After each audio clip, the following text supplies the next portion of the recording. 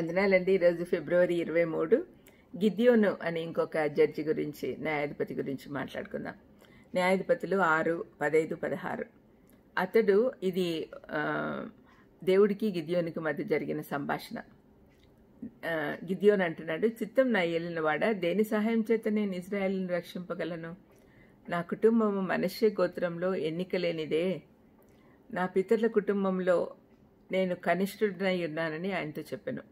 అందుకు యెహోవా, అయిననేమి నేను నీకు తోడై ఉండును కనుక ఒకే మనిషిని హతం చేసినట్లు మిద్యానీయులను నువ్వు హతం చేయదు అని సెలవిచ్చాను.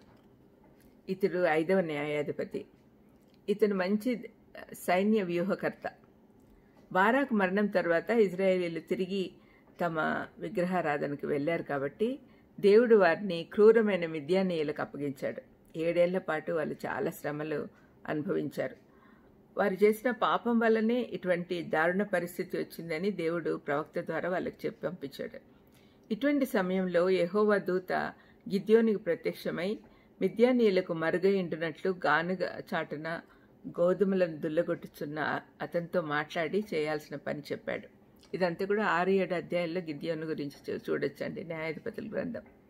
ఆ తర్వాత యెహోవా దేవునికి బలిపీఠం కట్టి దానికి యెహోవా సమాధానకర్త అని పేరు పెట్టాడు. ఇప్పుడు మనం చదువుకున్న వాక్య భాగంలో గిద్యోను క్రూరులైన మిద్యానీయులను ఎదుర్కొనుటకు భయపడినట్లుగా ఉంది.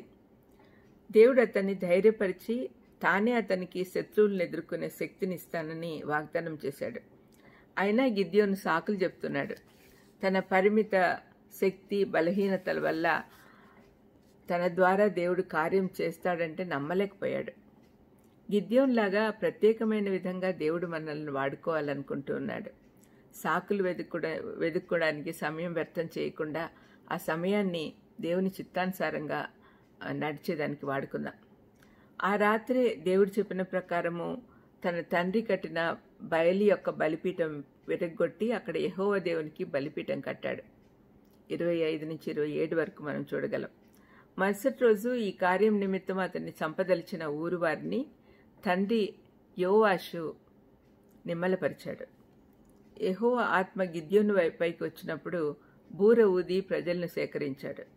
ఆ తర్వాత తన విజయం గురించి సూచన ఇవ్వమని దేవుణ్ణి అడిగి 2 సార్లు పొందుకున్నాడు. అతనికి ధైర్యం పుట్టించుటకై దేవుడు సూచనలు ఇచ్చాడు. అతని మాట ప్రకారం చేశాడు.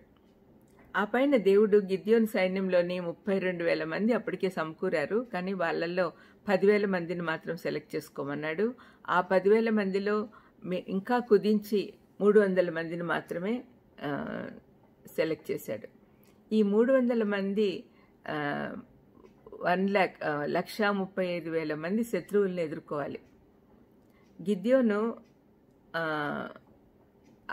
తర్వాత యుద్ధ వ్యూహం చేసి ఆ ప్రకారమే చేశాడు. ముందు తన సేవకునితో కలిసి శత్రు సైన్యంలోకి వెళ్ళిపోయి వాళ్ళ వెనకాల నిలబడి వాళ్ళ మాటలు వింటూ ఉన్నాడు. అక్కడ 7వ అధ్యాయం 10 నుంచి 15 వరకు చదివితే వాళ్ళు మాట్లాడుకునే మాటలు ఎట్లా ఉన్నాయంటే, గిద్యోనుతో దేవుడు తోడై ఉన్నాడు కాబట్టి మనం ఎట్లాగ ఓడిపోతాం అనే మాటలు వినపడినాయి. దాంతో ఇంకా ధైర్యం వచ్చింది. తర్వాత ఏం చేశాడు, తన సైన్యాన్ని 300 మంది ఉన్నారు కదా, వాళ్ళని 3 భాగాలుగా చేశాడు. చేసి వాళ్ళ చేతుల్లో దివిటీలు, పగలగొట్టేదానికి ఖాళీ కుండలు, బూరలు ఊదేదానికి బూరలు ఇచ్చాడు. ఆయన సైన్ చేసినప్పుడు ఆయన ఆజ్ఞ ఇవ్వగానే వాళ్ళందరూ ఏం చేయాలంటే ఆ బూరలు ఊదుతూ ఈ కుండలు పగలగొట్టి ఈ దీపాలు పైకి ఎత్తి పెట్టుకోవాలన్నమాట, దివిటీలు. ఆ విధంగా చేస్తూ యెహోవా ఖడ్గము, గిద్యోను ఖడ్గము అని కేకలు వేయమని చెప్పాడు. ఇవన్నీ చూడంగానే వింటూ ఉంటే మిద్యానీయులు చాలా భయపడిపోయారు. వాళ్ళలోనే ఒకరి మీద ఒకరు ఖడ్గం తిప్పుకొని అందరు అల్లకల్లోలం అయిపోయి పూర్తిగా నాశనం అయిపోయారు. ఈ విజయం తర్వాత ఇజ్రాయేలీలకు 40 సంవత్సరాల విశ్రాంతి దొరికింది. ప్రార్థన చేసుకుందాం. దయమేడ, గిద్యోను భయపడుతున్నా కూడా తండ్రి అతన్ని ఆదరించి ధైర్యపరిచి అతని ద్వారా విజయం సాధించారు నాయన. తండ్రి మమ్మల్ని కూడా తండ్రి వాడుకోండి తండ్రి. మాకు ఆ ధైర్యం ఉంటే ధైర్యపరచమని యేసుక్రీస్తు నామమున వేడుకొంచున్నాం తండ్రి. ఆమెన్. God bless you.